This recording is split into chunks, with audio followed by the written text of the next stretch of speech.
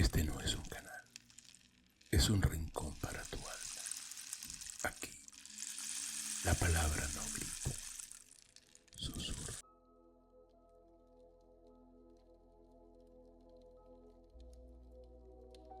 Respira. Acércate un poco más.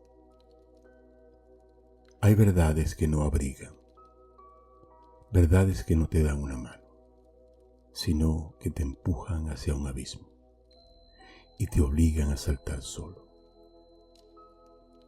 Hoy vamos a acercarnos a una de esas verdades y al hombre que tuvo el coraje o la condena de perseguirla hasta el final. Su nombre fue Baruch Spinoza, o Bento, o Benedictus, un hombre de muchas lenguas, de muchas máscaras y de un solo propósito. Nació en Ámsterdam, en el corazón del siglo de oro holandés, una ciudad donde conviven el bullicio de los mercados, las imprentas clandestinas, los cafés llenos de mercaderes y la herencia de comunidades que llegaron escapando del fuego de la Inquisición.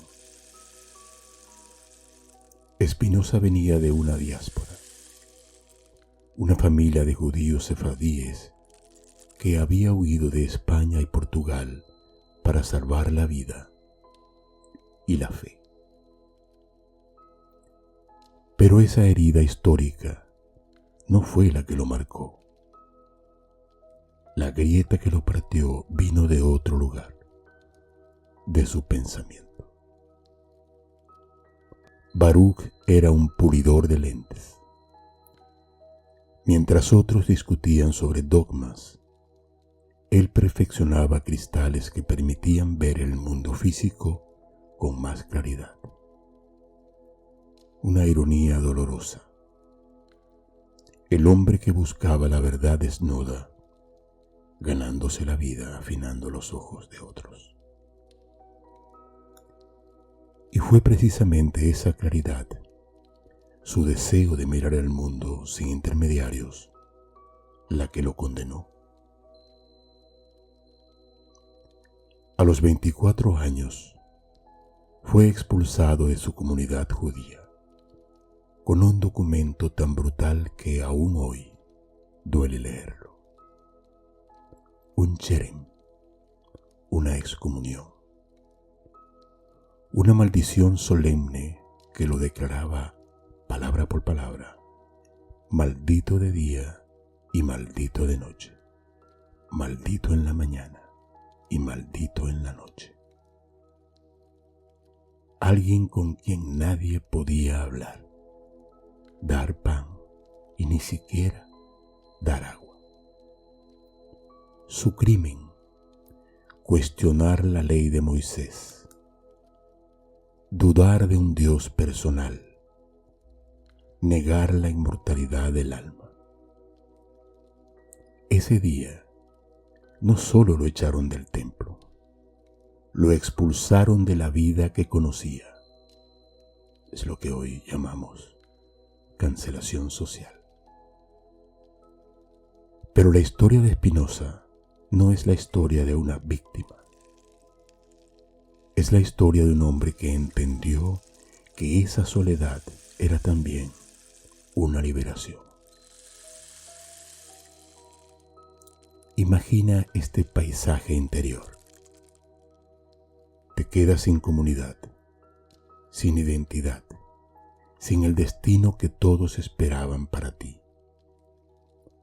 Y sin embargo, en vez de hundirte, decides empezar de cero. Ese fue Spinoza. El cherem de 1656 fue el final de su vida social, pero también fue el inicio de su vida filosófica. Libre de obligaciones religiosas, sin esposa, sin cargos, sostenido apenas por trabajos manuales y algunos mecenas, se encontró en un silencio que pocos tolerarían. En ese silencio surgió la pregunta esencial, esa que lo impulsó. ¿Qué es el bien verdadero? ¿Existe algo que, una vez poseído, me haga gozar eternamente de una alegría continua y suprema? No buscaba la fama, no buscaba consuelo, buscaba una certeza que no dependiera de narraciones sagradas ni de voluntades divinas. Una verdad que pudiera sostenerse sola, como un axioma. Ese camino lo llevó a escribir el Tratado de la Reforma del Entendimiento, donde intenta reconstruir desde cero los cimientos inconmovibles de la filosofía. Descartes influía en todos los jóvenes de la época, pero Spinoza no quería seguir un sistema, él quería crear uno. Y aquí la historia se vuelve más peligrosa y más hermosa. Para Spinoza, lo que la filosofía y la religión habían entendido como Dios estaba mal planteado. Un Dios separado del mundo es una mentira útil, decía. Una ficción que sostiene tradiciones, pero no resiste examen racional. Spinoza empieza preguntando, ¿qué puede existir por sí mismo? ¿Qué necesita solo de su propia naturaleza para ser? A eso lo llamó la sustancia. Y demuestra, como quien resuelve un teorema, que solo puede haber una realidad infinita, eterna, autosuficiente, y esa sustancia es Dios o la naturaleza. Deus sive natura.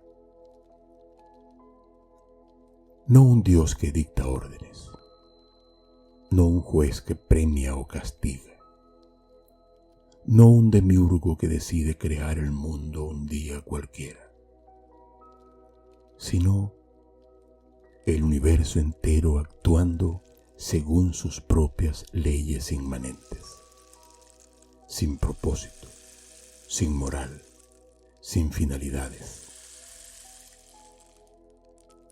Todo lo que existe, todo, tú, yo, los planetas, el viento, esa silla, esa mesa, todos son modos de esa única sustancia infinita. Son maneras específicas en que la naturaleza, o Dios, se expresa. No hay milagros, porque no hay excepción a las leyes. No hay libre elección divina. El universo es una necesidad absoluta. Y aquí aparece el vértigo. Si todo es necesario, ¿qué queda de nuestra libertad? Spinoza, como un naturalista, observa el comportamiento humano con frialdad quirúrgica. El odio, el amor, la ira, no son pecados, son expresiones naturales de nuestro ser, propiedades de nuestra esencia, igual que la densidad o la temperatura son propiedades de la materia. Y esa esencia es el conatos, el esfuerzo permanente por perseverar en tu ser. Toda cosa, una piedra, un animal, una idea, tiende a mantenerse y afirmarse. Ese impulso te constituye. Pero si todo proviene de causas necesarias, si cada pensamiento, cada deseo, cada miedo es el resultado de una cadena causal infinita, ¿somos libres? Spinoza responde sin piedad: no, no lo somos. Creer que actuamos libremente es soñar con los ojos abiertos. Ignoramos las causas que nos determinan. Así que confundimos esa ignorancia con libertad. ¿Y entonces no hay salida? Sí, sí la hay. La verdadera libertad, según Spinoza, es comprender, conocer las causas que nos mueven, entender los afectos que nos atraviesan. Esto nos transforma de pasivos a activos. Ese entendimiento alcanza su cúspide en el amor intelectual de Dios, la comprensión profunda de que somos una modificación de la sustancia. Ese conocimiento trae alegría, no trae resignación. La serenidad que entiende su lugar en el orden necesario del mundo. La ética le ganó el título de ateo. Pero lo que de verdad levantó tempestades fue el tratado teológico político. En ese libro, Spinoza hizo algo impensable para su época: leer la Biblia como un documento histórico, no como una revelación sobrenatural. Sostenía que los profetas no eran filósofos, sino hombres con una imaginación viva, capaces de transmitir mensajes para la plebe a través de imágenes, milagros y parábolas. La religión, decía Spinoza, es útil para cultivar obediencia y piedad, no para alcanzar la verdad. Y aquí desmonta la maquinaria del poder espiritual. La superstición nace de la ignorancia, y esa ignorancia es la herramienta más eficaz para conservar autoridad. Spinoza se atrevió a escribir: suprimida la ignorancia, se suprime también el estupor. Esto es el único medio de salvaguardar su autoridad. Su crítica religiosa tenía un objetivo político: exponer el gran secreto del régimen monárquico, que los hombres sean llevados a luchar por su esclavitud como si fuera su salvación. No era cinismo, era análisis. 3 siglos después, Spinoza sigue siendo incómodo.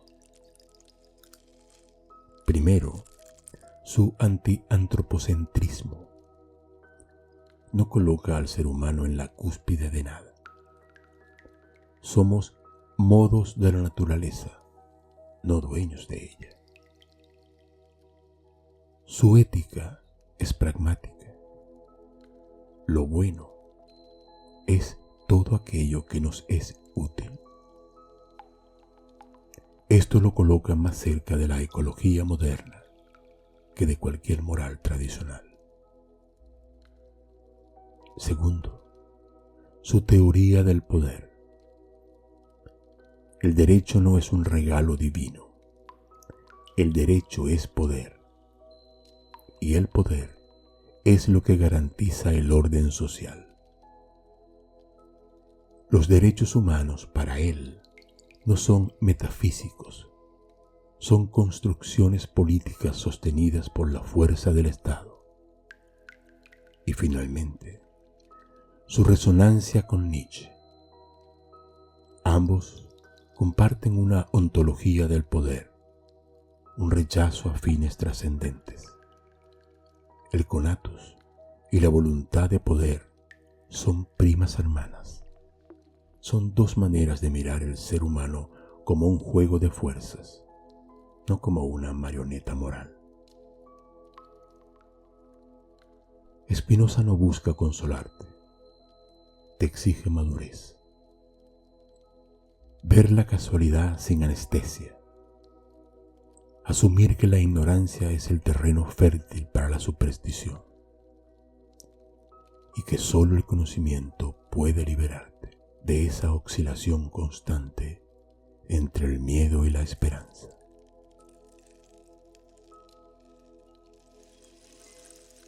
Baruch Spinoza, el proscrito, el pulidor de lentes, el hombre que murió a los 44 años por el polvo de vidrio que respiraba. Nos dejó un legado que atraviesa los siglos. ¿Qué hacemos con su verdad? ¿Qué hacemos con la idea de que somos modos determinados de una sustancia infinita? ¿Qué hacemos con la idea de que la libertad no es capricho, sino comprensión? La bienaventuranza que él describía no era consuelo religioso, era claridad, era paz adquirida, era el amor intelectual de Dios. Amar la realidad tal como es, porque la comprendes. Quizás, después de entender a Spinoza, uno aprende algo simple y difícil. Todo lo excelso es tan difícil como raro. La libertad no es hacer lo que quieres. La libertad es entender por qué quieres lo que quieres. Y ese es un viaje que comienza dentro de ti. Y bueno, esta no es una despedida, es un hasta pronto. Nos oiremos de nuevo el próximo lunes en este espacio donde la palabra sana y el silencio abraza. No te olvides, dale un like, comenta, comparte. Cuídense mucho.